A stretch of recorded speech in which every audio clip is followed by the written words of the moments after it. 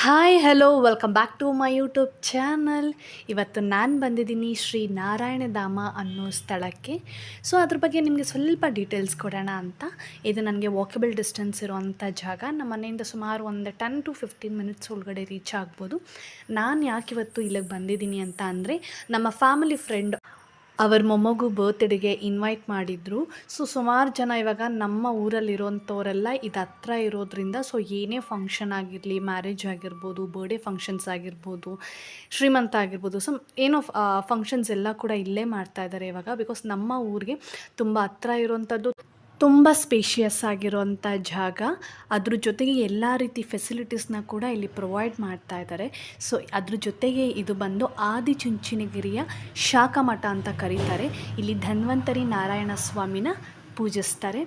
ತುಂಬ ಚೆನ್ನಾಗಿದೆ ದೇವಸ್ಥಾನ, ಪೀಸ್ಫುಲ್ಲಾಗಿದೆ. ಮೇನ್ ರೋಡ್ಗೆ ಹತ್ರ ಇರೋವಂಥದ್ದಲ್ಲ, ಸುಮಾರು ಒಳಗಡೆ ಇರೋದ್ರಿಂದ ಯಾವುದೇ ರೀತಿ ವೆಹಿಕಲ್ಸ್ ಆಗಿರ್ಬೋದು ಆ ಥರ, ಸೊ ಏನು ಹೇಳ್ತಾರೆ, ತುಂಬ ಪೀಸ್ಫುಲ್ಲಾಗಿರೋಂಥ ಪ್ಲೇಸ್ ಅಂತ ಹೇಳಿದ್ರೆ ನಿಜವಾಗ್ಲೂ ತಪ್ಪಾಗಲ್ಲ.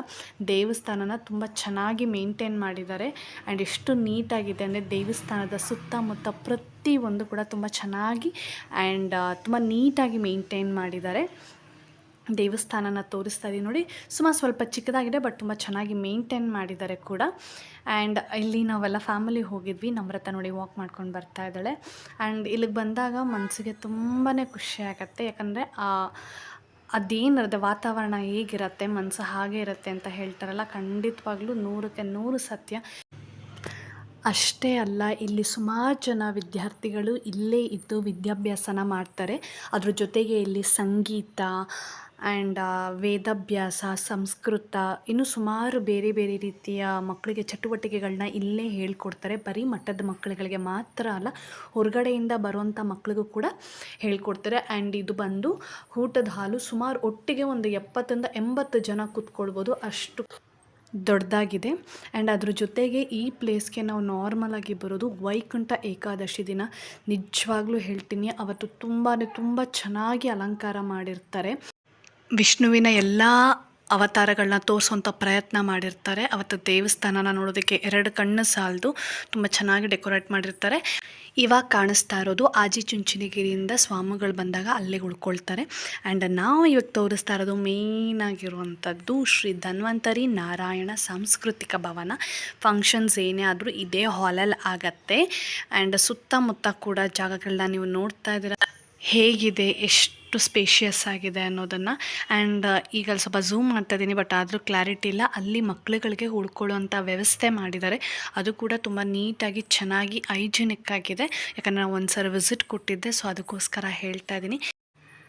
ಈಗ ಪಾರ್ಟಿ ಹಾಲ್ ಒಳಗಡೆ ತೋರಿಸ್ತಾ ಇದ್ದೀನಿ. ಆರಾಮಾಗಿ 100+ ಮೆಂಬರ್ಸ್ ಒಟ್ಟಿಗೆ ಆರಾಮಾಗಿ ಕೂತ್ಕೊಳ್ಬೋದು, ಅಷ್ಟು ದೊಡ್ಡದಾಗಿದೆ ಹಾಲು. ಆ್ಯಂಡ್ ಅಲ್ಲಿ ಬರ್ತ್ಡೇಲಿ ಇದು ಒಂದು ಡಿಫ್ರೆಂಟಾಗಿ ಆರ್ಗನೈಸ್ ಮಾಡಿದ್ರು, ಮಕ್ಕಳಿಗೆ ಬಂದವ್ರಿಗೆ ಖುಷಿ ಆಗಲಿ ಅನ್ನೋ ಕಾರಣಕ್ಕೆ. ಸೊ ನಮ್ರತೆಗೆ ನಾನು ಯೂನಿಕಾರ್ನ್ನ ಸಜೆಸ್ಟ್ ಮಾಡಿದೆ.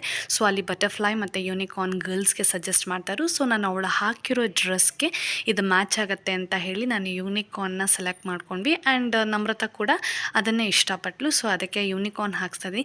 ಬಟ್ ಟ್ರಸ್ಟ್ ಮೀ, ಅವ್ರು ಎಷ್ಟು ಚೆನ್ನಾಗಿ ಹಾಕಿದ್ರು ಅಂದರೆ, ಜಸ್ಟ್ 2 to 3 ಮಿನಿಟ್ಸ್ಗೆಲ್ಲ ಹಾಕಿಬಿಟ್ರು. ಬೇರೆ ಮಕ್ಕಳು ಲಯನ್, ಸ್ಪೈಡರ್, ಅಮ್ಮ ಐ ಲವ್ ಯು, ಲೈಕ್ ಆ ಥರ ಬೇರೆ ಎಲ್ಲ ಹಾಕ್ಸ್ಕೊಳ್ತಾಯಿದ್ರು. ಚೆನ್ನಾಗಿತ್ತು. ಮಕ್ಕಳು ಅಷ್ಟು ಇಂಟ್ರೆಸ್ಟಾಗಿ ಹಾಕ್ಕೊಳ್ಳೋದು ನೋಡಿ ಖುಷಿ ಆಯಿತು. ಬಟ್ ಅವ್ರು ಅಷ್ಟೇ ಪೇಷನ್ಸಿಂದ ಹಾಕ್ತಾಯಿದ್ರು. ಆ್ಯಂಡ್ ಅದು ಕೂಡ ನಿಜವಾಗ್ಲೂ ಅನ್ನಿಸ್ತು. ಬಟ್ ಇದೆಲ್ಲ ಹಾಕ್ಸ್ದಾಗ ಏನಾಗುತ್ತೆ, ಮಕ್ಕಳನ್ನ ಡಿಫ್ರೆಂಟಾಗಿ ಅಟ್ರಾಕ್ಟ್ ಮಾಡ್ದಂಗೆ ಅನಿಸುತ್ತೆ. ಎಲ್ಲ ಮಕ್ಕಳು ಬರ್ಡೇ ಹಾಲ್ ಬಿಟ್ಟು ಎಲ್ಲರೂ ಇಲ್ಲೇ ಇದ್ದರು, ಎಲ್ಲರೂ ಹಾಕ್ಸ್ಕೊಳ್ತಾಯಿದ್ರು.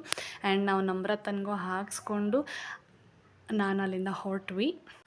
ಆ್ಯಂಡ್ ಮೇನ್ ಥಿಂಗ್, ನಾನು ಯಾಕೆ ಇದನ್ನು ನಿಮ್ಮ ಜೊತೆ ಶೇರ್ ಮಾಡ್ತಾ ಇದ್ದೀನಿ ಈ ಜಾಗದ ಬಗ್ಗೆ ಅಂತ ಅಂದರೆ, ಸುಮಾರು ಜನ ತುಂಬ ಕಷ್ಟದಲ್ಲಿರೋರು ಮದುವೆ ಆಗಬೇಕು ಅಂತ ಇದ್ದರೆ ಖಂಡಿತವಾಗ್ಲೂ ಈ ಜಾಗ ತುಂಬ ಒಳ್ಳೆಯದು ಅಂತ ಅನಿಸುತ್ತೆ. ಕಮ್ಮಿ ಖರ್ಚಲ್ಲಿ ಮದುವೆ ಮುಗಿಯುತ್ತೆ.